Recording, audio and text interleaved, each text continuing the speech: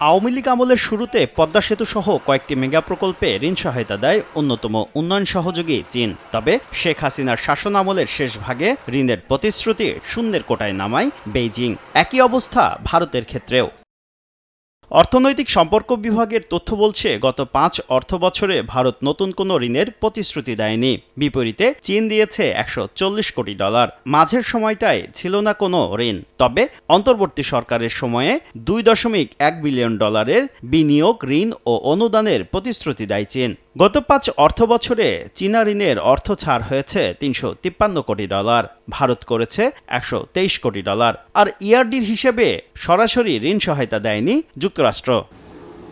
তবে বিএনপি সরকার দায়িত্ব নেয়ার পর প্রভাবশালী এই তিন দেশের দৌড়ঝাঁপে ক্রমেই পাল্টে যাচ্ছে দৃশ্যপট। গেল ৮ মার্চ অর্থমন্ত্রীর সঙ্গে বৈঠক শেষে স্থলবন্দর দিয়ে পণ্য আমদানির নিষেধাজ্ঞা তুলে নেয়ার ইঙ্গিত দেয় Bharat. Both sides can work more closely together, how we can promote trade volume, how we can promote Bangladeshi exports to India.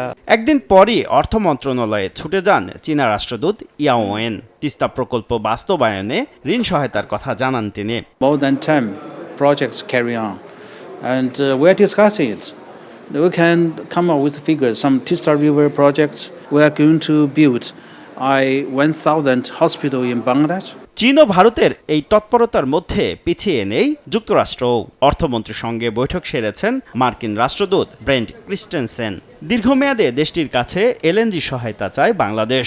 আলোচনায় প্রাধান্য পায় অশুল্ক বাধা দূর করতে সহকারী মার্কিন পররাষ্ট্রমন্ত্রী পল কাপুরের তাগিদও। আমেরিকান বিনিয়োগ এই দেশে আসবে, সেটার জন্য দুই একটা প্রতিবন্ধকতার কথা উল্লেখ করেছেন, যে এইগুলি দূর করলে আমেরিকান বিনিয়োগের জন্য সেটি সহজতর হবে, বাংলাদেশ একটা উর্বর ভূমি হবে।